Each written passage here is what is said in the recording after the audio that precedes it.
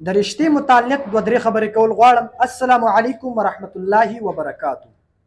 نننۍ ویډیو زمونږه د رشتې متعلق ته که څوک وایي چې یاره ماته د خپلې خوښې رشته میلاو شي، زه داسې څه طریقه وکړم، داسې څه اعمال وکړم، داسې څه وظایف وکړم چې ماته د خپلې خوښې رشته میلاو شي کوم ځای کې چې زما خوښه ده.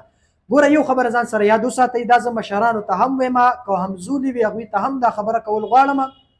بعض په کورونو کې داسې مطلب زه به دا وایم چې داسې هلکان وي یا داسې جنکۍ وي چې د هغوی چې کوم د زړه خوښه وي، مطلب دا چې د هغوی یو ځای کې رشته خوښه وي، مشران ورته هغه رشته نه کوي.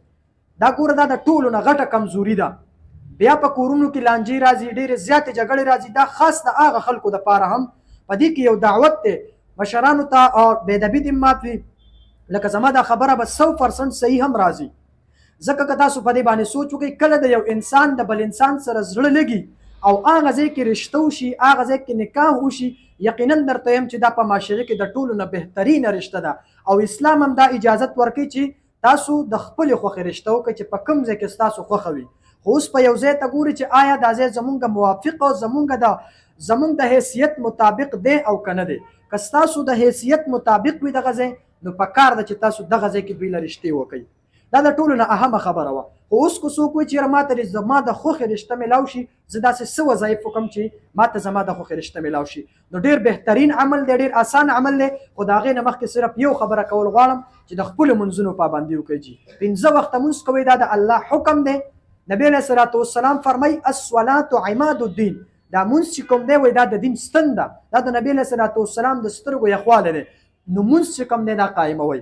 چرته به ستاسو یو دعا نه رد کېږي، چرته به ستاسو یو وظایف داسې نه وي چې یاره بعضې کسان مونږ ته کال وکړي قاري صاحب زه وظایف ډېر کوم خو هغه اثر نه کوي، زما وظیفې زما اعمال زما دعاګانې هغه نه قبلېږي قاري صاحب. د دې مین ریزن دا دی چې مونځ په ټایم کوئ، انشاءالله چې ستاسو به هر قسم مسایل الله حل کوي، ستاسو دعاګانې به قبلېږي، ستاسو وظایف په الله قبلوي.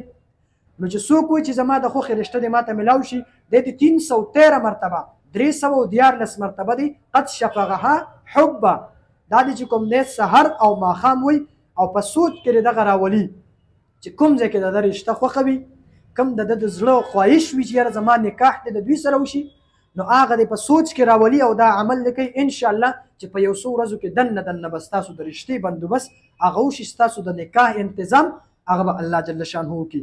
دا ویډیو کو د هر چا خوښ وي هغې خدمت کې دا عرض دی چې نورو ملګرو سره هم شیر کړئ. والسلام، ډېره مننه، الله مو راته خوشحاله ساتي.